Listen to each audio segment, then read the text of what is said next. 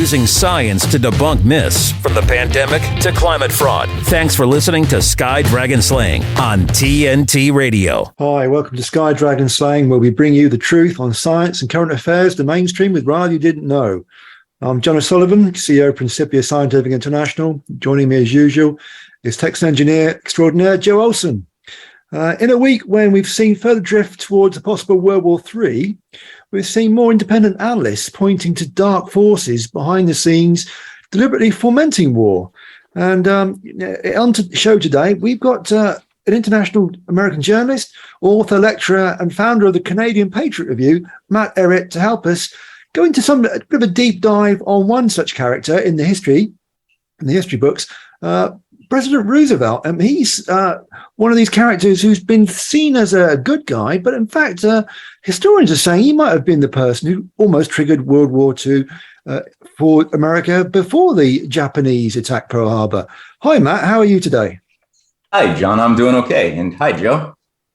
Oh, Matt. God, nothing like a little last-minute tension. We didn't get the link until 2 minutes ago.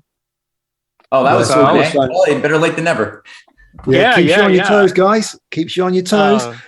Matt, it's been a very interesting week. A lot going on. You know, we know in Ukraine, we've seen the Crimea bridge blown up. We think it was a suicide bomber. We're not really sure. The Russians have claimed the bridge was fixed. Analysts have said that perhaps this was a desperate attempt by Zelensky, the so-called extremist working for the Black Hats.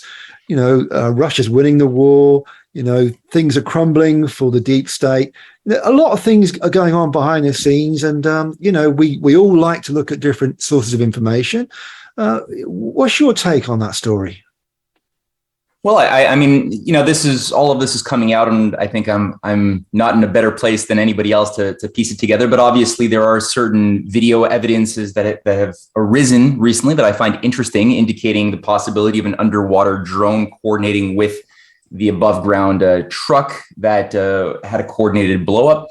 There's definitely the case where, at the very least, some vehicles, some traffic has recommenced mobility. It's not like the entire transport corridor between mainland Russia and Crimea was completely destroyed, but a lot of damage was certainly done. And I think the evidence is pointing to the fact, especially listening to the words of people like Laura Cooper, a high-level Pentagon official, this is a U.S. directed operation using their proxies. The details, though, are still not easy to come by at this early stage.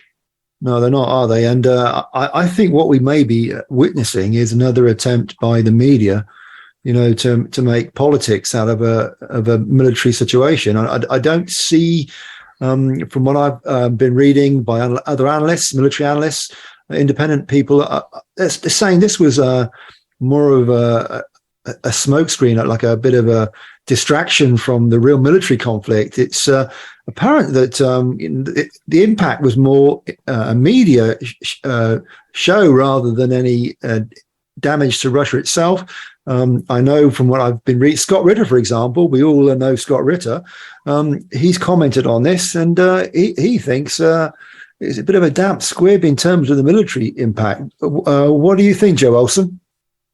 Well, bridges are really critical. Imagine if during World War II, the Japanese had been able to take out the Bay Bridge and the Golden Gate Bridge, how that would have affected our war effort, because we had major military bases in San Francisco.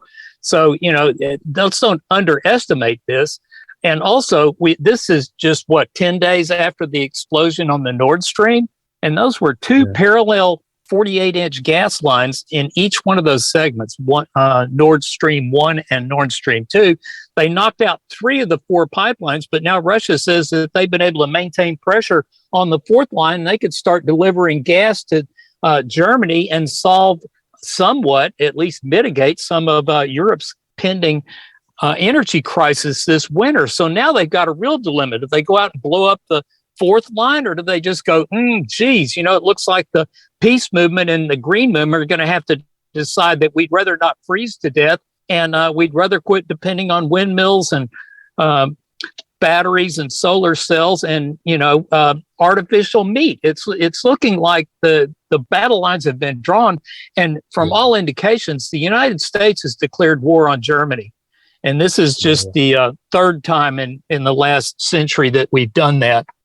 And we'll get into a little bit of details on how history keeps repeating itself because we got the same people in power that keep using the same playbook. Yeah. And we're using this as an introduction to the main topic of what we're on the show today. I mean, I know you and Matt, we've had discussions before off air about the idea of the role of FDR. Was Roosevelt a good guy, a bad guy? Was he really trying to instigate a war with Japan before Pearl Harbor? And you guys, you've got your own opposing views on that. Matt, what's your take on Roosevelt? Yeah, sure. And I don't think that it's purely just Roosevelt. I believe that Joe has also taken some dispute with my support for also Lincoln and previously Hamilton as well. I think that just quick, the fact that we're talking about the current situation being on the cusp of a potential new global war, as well as an idea of a great reset, the abolishment of nation states and the institution of a new transhumanist eugenics or neo-eugenics religion for the so-called elite is an appropriate place to start, because the way I approach history and the reason why I support generally FDR, I have a positive view of FDR as well as Lincoln and Hamilton earlier. But since we're talking about FDR is because I see that FDR was somebody who subverted two earlier attempts at a New World Order Great Reset agenda that were earlier attempted in the first half of the 20th century. There were three attempts and two of them were subverted by FDR directly, which is part of my book series. I don't know why Joe particularly thinks that FDR's such a bad guy. I've read a lot of the links that he sent me. I don't fully quite get the idea of the world being a better place had the US not entered World War II and had Japan imperialists and Nazis and all of their fascist kindred spirits across Europe, including in Britain, won and become victorious.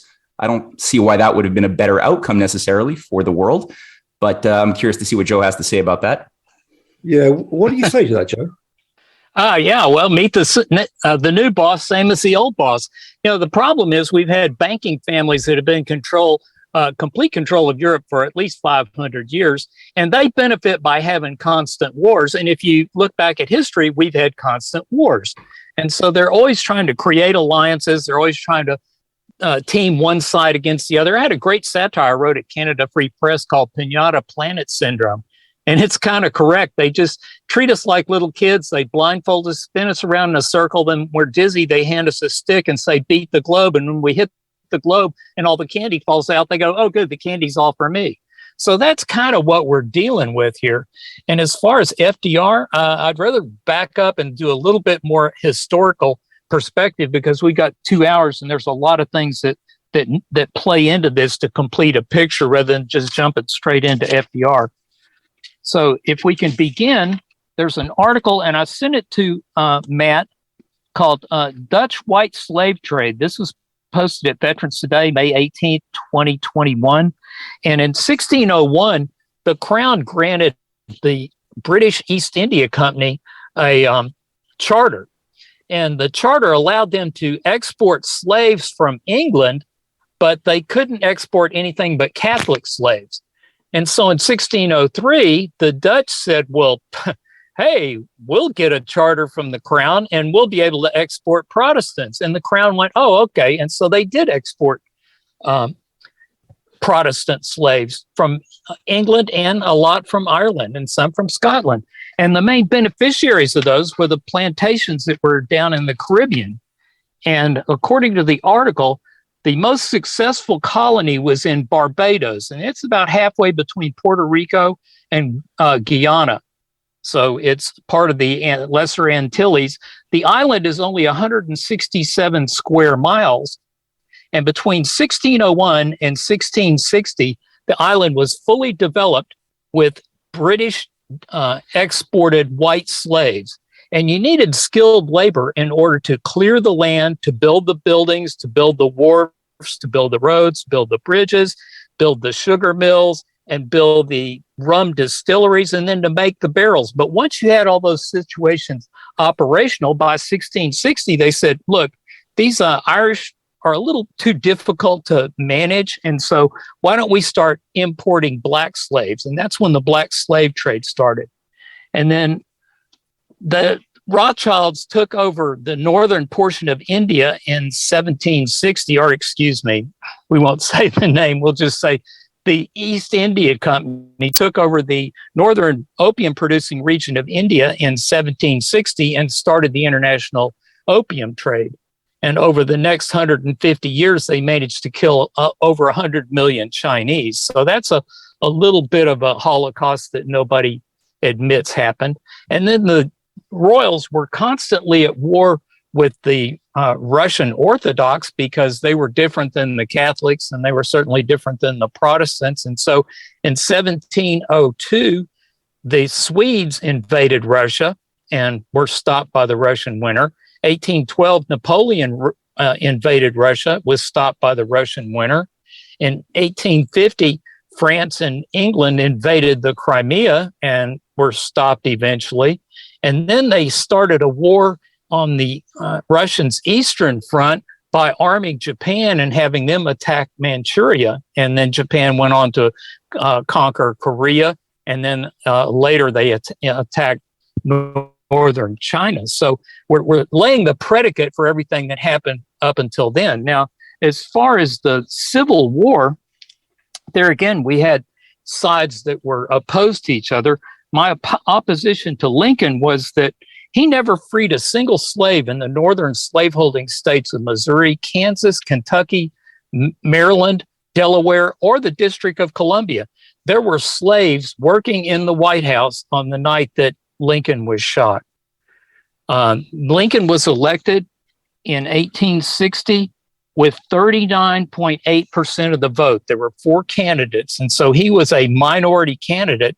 And it's pretty amazing that when you have 22 northern states and 11 southern states, and you have 20 million people living in the northern states, and you have 10 million people living in the southern states, that what you're actually looking at is the classic definition of democracy being 2 wolves and a sheep voting on what's for dinner. Do you want me to respond to that? Yes, please do. Oh, okay. Yeah, sure. So I appreciate the long thumbnail sketch of history. It's always a healthy thing to have context. Just quick question. When you say that Lincoln didn't free any slaves, are you referring to the Emancipation Proclamation not having any effect? It didn't really actually free slaves with the Emancipation Proclamation, or what are you saying there?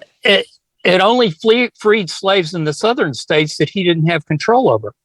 There were over 200 slaves at Mary Todd Lincoln's plantation in Kentucky throughout the entire war. So those were never slaves. But let's continue. They were never slaves? More. What? Well, no, they were never freed. They were never freed slaves by Abraham Lincoln. Okay. He was dead before those slaves were freed. Okay. Under what conditions were those slaves freed? When the war ended, when we abolished slavery in 1865, but it was after Lincoln's death. So why did we abolish slavery in 1865?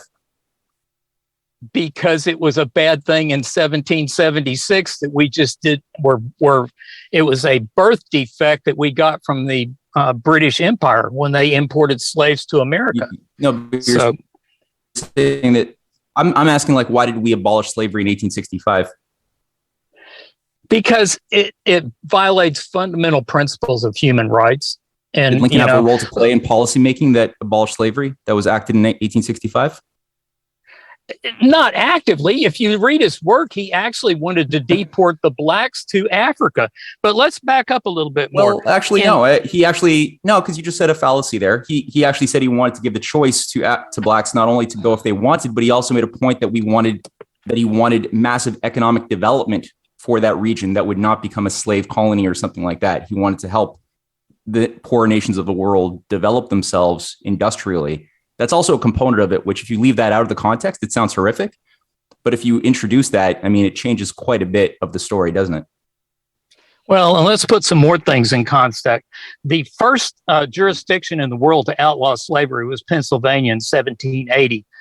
followed by Massachusetts and New Hampshire in 1783, Rhode Island in 1784, Ohio in 1802, Illinois and Indiana in 1816, Maine in 1820, New York 1827, Wisconsin and Michigan in 1836, Connecticut in 1848, California in 1850, Minnesota in 1858. And to put things in perspective, it was outlawed in France in 1803 and outlawed in England in 1805, but that didn't apply to their colonies. It only applied to the countries themselves. So bottom line is this is a problem. This is a problem that was systemic worldwide. And if you look around, we still have at least 60 million slaves. There's open slave markets in Tripoli today. And so you can't say that this is a uniquely American problem or that it was a uniquely white American problem. Okay, go ahead. Let me jump in. Let me jump in for a second, guys. Let me just jump in. I'm Irish descent. I'm Irish descent, second generation Irish, and my family has a proud tradition of trying to make sure that we get across to each family generation the history of the Irish people, which is removed from the history books. As you know, the winners always write the history books, and I got a nice message from a listener in London, Sarah Rossburn, and she said to me, John, will you be talking about the Irish in all this? And I said, yeah, definitely, because it's close to my heart. And, I'm very aware of the fact that the Caribbean slave trade, it was mainly Irish people, wasn't it? It was Irish, white Irish. And the first cruise, the first shipments across the Atlantic to the New World, these were Irish indentured slaves.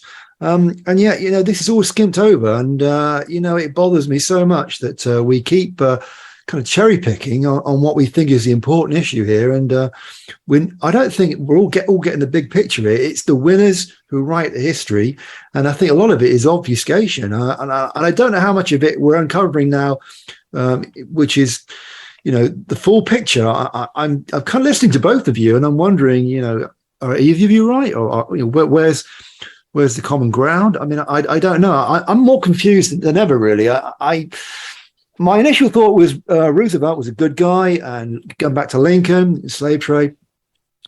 Matt's point is, does it really matter? Would it really change anything? A lot of people listening might think the same thing. These people who run the world, do they really have complete control, or are they, as the Greek gods in mythology, they're always at war with each other? I can't get my head around it. And this is something I think listeners are interested in. Do these powers, the so-called elite, are they unified, or are they actually at war with each other, constantly trying to fight for top dog? I mean, Matt, can you answer that for me? Yeah, sure. How long do we have? Because I know that there's always the 20-minute I'll tell you what. You made a very good point, Matt. I'll tell you what. We'll hold that thought and we'll have a short break. This is TNT Radio. You should